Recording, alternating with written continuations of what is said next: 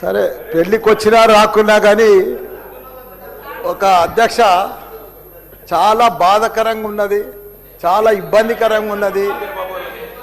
మా ఇన్ఛార్జ్ మంత్రి వల్లనే నాకు. ఎందుకంటే నేను సురువుల మా శ్రీధర్ బాబు మాకు ఇన్ఛార్జ్ వస్తా అంటే నాకు మంచి మిత్రుడు ఆయన.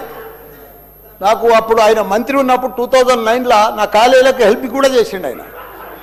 కానీ అట్లా వచ్చినందుకు ఇప్పుడు మళ్ళీ మాకు ఇన్ఛార్జ్ మంత్రి అయినందుకు చాలా హ్యాపీగా ఫీల్ అయినా. కాకపోతే ఇప్పుడు ఎంత బాధపడుతున్నా అంటే అంత బాధపడుతున్నా, భరించలేను ఆ బాధను. నా గుండె ఇట్లా బాధతోటి భరించలేకపోతున్నా. ఎందుకంటే జవహర్ నగర్ అనే ప్రాంతము నా గుండెకాయ.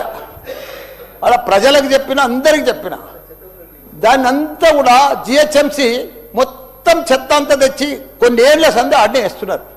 పర్లే వేస్తున్నారు, అది కాంగ్రెస్ టైంలో సందే వేస్తున్నారు, ఇప్పటిదాకా కూడా వేస్తూనే ఉన్నారు. అది కంటిన్యూ కాంట్రాక్ట్ ఉంది వేస్తున్నారు. మీ దాంట్లోనే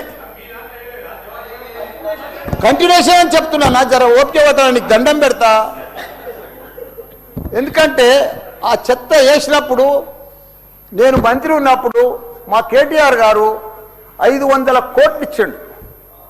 చెత్తతోటి కరెంటు తయారు చేసే ఉత్పత్తి ప్లాంట్ ఆడ తయారు చేసినాం. దాన్ని అది కాకుండా 144 కోట్లతోటి క్యాపింగ్ పెట్టిన, మొత్తం మట్టి పోసి గడ్డి పెట్టి అది గుట్ట లెక్క తయారు చేసినాం.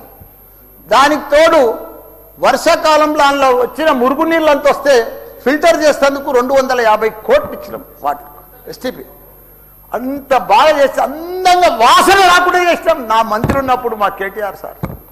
అటువంటిది ఇప్పుడు 2 సంవత్సరాలు 4 నెలల సంది భరించలేము. కొత్త గుట్ట చెత్తకుండి తయారు చేసిరు, కొత్తది ఒకటి. అది రోగాన బారి పడుతున్నారు. వాటర్ల పొల్యూషను, గాలిల పొల్యూషను, భూమిల పొల్యూషను, మురికి నీరు ఉండలేక 2 లక్షలన్నర ప్రజలు ఉంటున్నాడు. దయచేసి అన్నా శ్రీధర్ అన్న, నువ్వంటే నాకు చాలా అభిమానం. నన్ను పగబట్టకన్నా. ఎందుకంటే నా నియోజకవర్గం బంగారం అసుంటి, దేశంలోనే నంబర్ 1 అసుంటి మేడ్చల్ నియోజకవర్గం. దాన్ని తుకుడలు అచలం కుతలం చేసేది దాన్ని.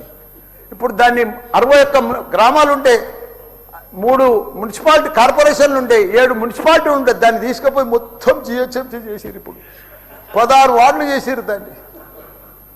ఒక మోరీలు లేవు, రోడ్లు లేవు, డ్రైనేజీలు లేవు, కరెంట్ స్తంభాలు లేవు, ఏమీ లేదు. ఇంకా మారుమూలు గ్రామాలే ఉన్నాయి, పెంకిటిల్లే ఉన్నాయి. దాన్ని తీసుకుపోయి జిహెచ్ఎంసీలో కలిపారు. హైదరాబాద్ మస్తు డెవలప్ అయింది. కానీ ఆ జిహెచ్ఎంసీలో కలిపినప్పుడు, దాంట్లో కలిపినప్పుడు దయచేసి స్పెషల్ కేటగిరీ కింద జిహెచ్ఎంసీ చెత్తంతా ఆడికే వస్తుంది. దాన్ని ఒకటి క్లీన్ చేసి మీకు దండం పెడతా. ఎందుకంటే అక్కడ నేను ఉండలేకపోతున్నా.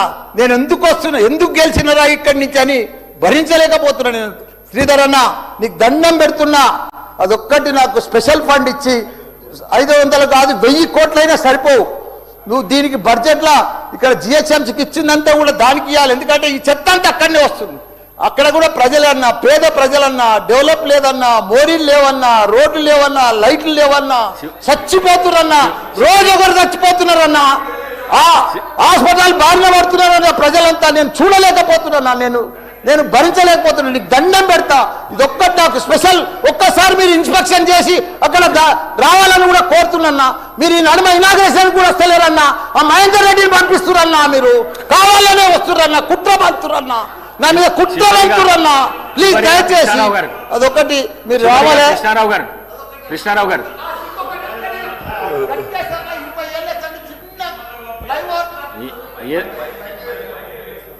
మైక్ లేకుండా సరే అన్న చెప్పేస్తాం. చిన్న ఒకటే నిమిషం.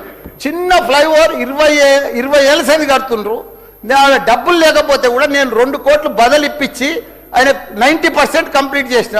ఆయనకు 4 కోట్లు రావాలి. 3 చచ్చిపోయి వీడికి ఆ ఫ్లైఓవర్ బంద్ ఉన్నది గట్కేసర్లా.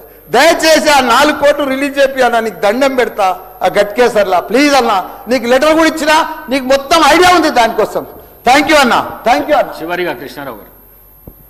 ధన్యవాదాలు అధ్యక్ష. మా శ్రీధరన్న మంత్రి అయ్యి 2.5 ఏళ్ళు లేదన్న. మాకు